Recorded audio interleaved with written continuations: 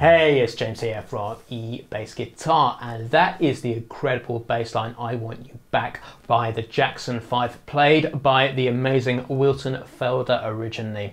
That is an incredible bass line. It actually is one of my favorite bass lines ever written.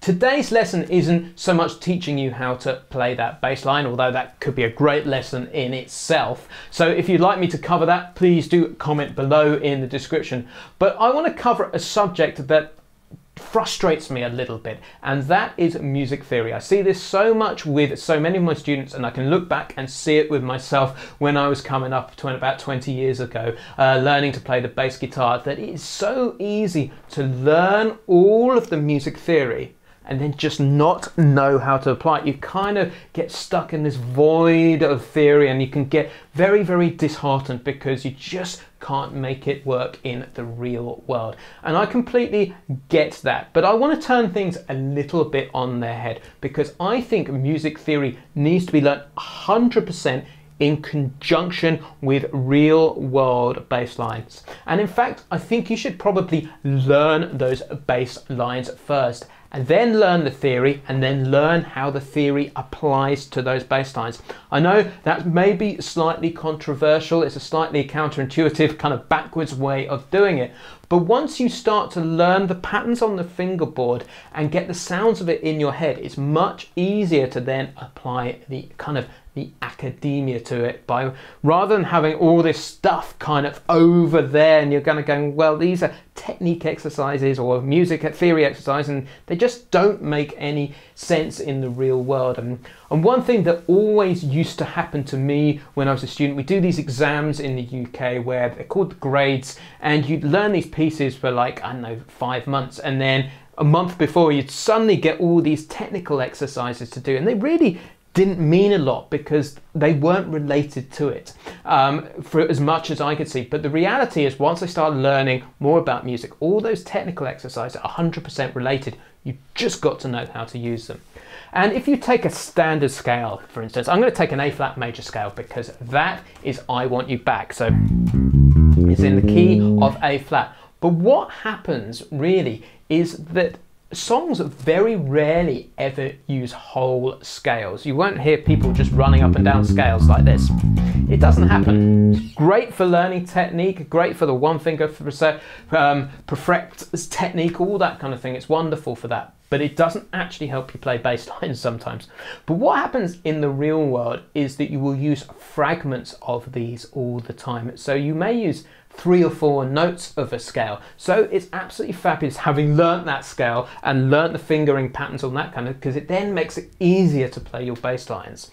But for me, it's easier to start learning the bass lines first and then applying it. So what I'm going to do is I'm going to take you down this and give you a breakdown of this bass line and show you some of the technical ideas that are in there. And what I encourage you to do is start thinking about your bass line. So take a classic bass line you know, and then start working out, okay, what scale is this? What part of a scale is it? See if you can connect the dots that way. So let's talk about this bass line. So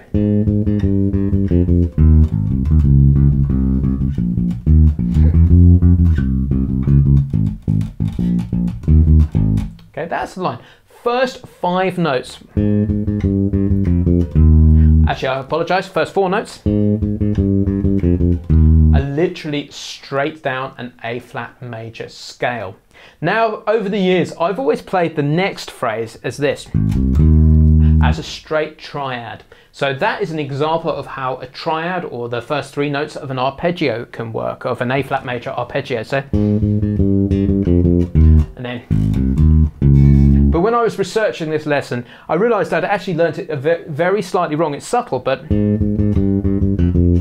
and it's actually C, E flat, C. But it's kind of highly related to that arpeggio, so it really doesn't sound that wrong, but that's actually what Wilton's playing on the original record.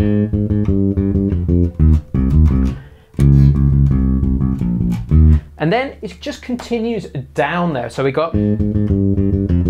then we got this little break, and then we hit the D flat, like so. And so that is going from the 4th degree of the scale, 3rd to 2nd. And then we hit the 5th note of the scale. Then we go up to the 6, 3, 4, 1, 2, 5, 1, like that.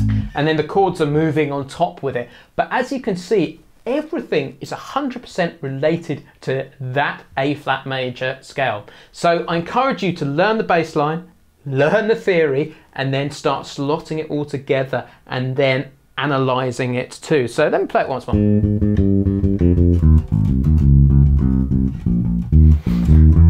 Then there's another thing that you could look at there. There's a chromatic note there which leads those together. So when you go to the 6,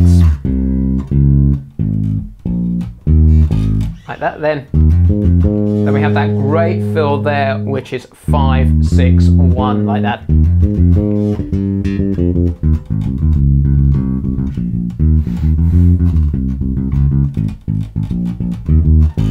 And of course, you can do exactly the same thing with the intro as well.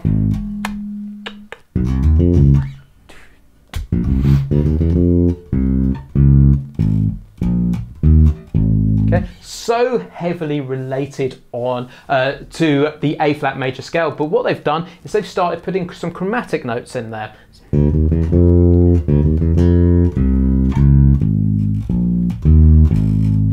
So what I really encourage you to do whenever you get a new bass line is just do the analysis, learn it first, and then analyze over the top. And that's when things will really start to come to life, and you'll start to really understand the language in the bass playing, and then, crucially, start applying it to other songs.